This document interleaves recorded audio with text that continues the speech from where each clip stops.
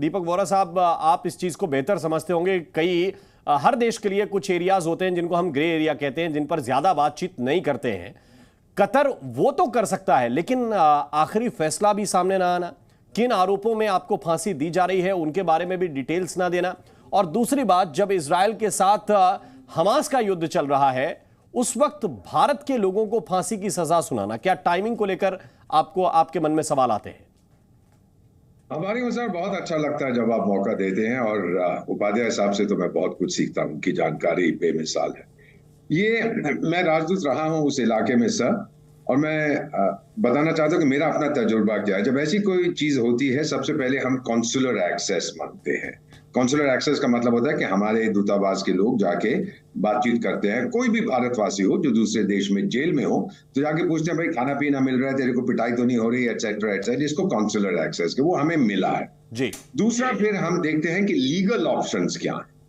यानी एक कचहरी ने सजा सुनाई है, तो उस कचहरी के आगे उससे ऊपर कौन सी कचहरी है, हम वो देखते हैं। और तीसरे में फिर हम डायरेक्ट पॉलिटिकली बातचीत करते हैं कि भाई कतार के भाइयों, 2014-2017 में गल्फ कोऑपरेशन काउंसिल ने जूते मार के आपको अलग कर दिया था। उस समय आप मेरे पास दौड़े आए थे, भारत के पास। खासतौर 2017 में आपने अनाज मांगा था मुझसे, जो मैंने बिना संकोच आपको दिया था। तो ये चीजें याद रखिए, हमारी दोस्ती बड़ी अच्छी है।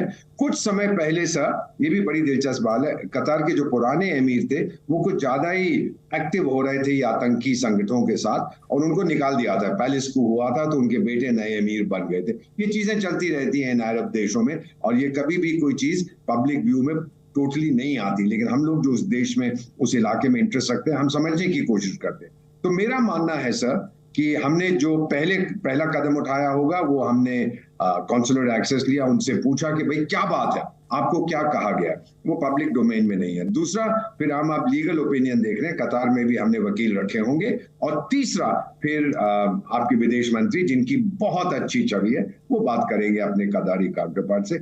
और अगर आवश्यकता पड़ी तो प्राइम मिनिस्टर, जिनको कतार ने सम्मानित किया था, हो सकता है वो भी बात करें। अब यहाँ पर आपकी पॉलिटिकल ऑपोजिशन भारत को करना चाहिए, और टाइगर लोग, आप लोग विदेश नीति के बारे में जानते हैं लेकिन जानना नहीं चाहते। भारत को क्या करना चाहिए? फौज भेज दूं वहां पर?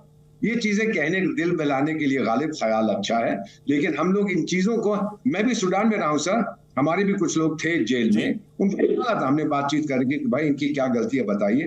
फिर जब पूरी बातचीत हो गई, बोले मिस्टर एम्बेसडर हम छोड़ रहे हैं। ये मैंने आर्मीनिया में बहुत सारी जगह में मैंने देखा है, तो नाइजीरिया में मैंने देखा, वो छोड़ देते हैं। फिर बाद में कहते हैं अच्छा चलिए, ये 2 महीने 3 महीने 4 महीने जेल में रहे, अब इनको जाने दीजिए, वापस डिपोर्ट कर देते हैं। अब ये लोग साल से ज्यादा है वहां पर, तो कतार भी दिखाने की कोशिश कर रहा है कि मेरा सिस्टम जो है वो बड़ा इफेक्टिव है। और जो मीडिया में आया सर, मैं नहीं कहता कि ये सच है, आरोप यह है कि कतार कुछ सबमरीन्स खरीद रहा था इटली से, और ये लोग इजराइल के लिए जासूसी कर रहे थे। तो इस समय जब इजराइल हमास का जंग चल रहा है, तो इसके भी एक अपने मायने हैं, क्योंकि हमास का एक चाचा ताया जो भी है वो बैठा हुआ है कतार में। आपको ये भी मालूम है कि तालिबान का जो जंग हुआ था, उसमें वो सारी उनकी लीडरशिप कतार में बैठी थी, अभी तक उनका दफ्तर भी वहां पे।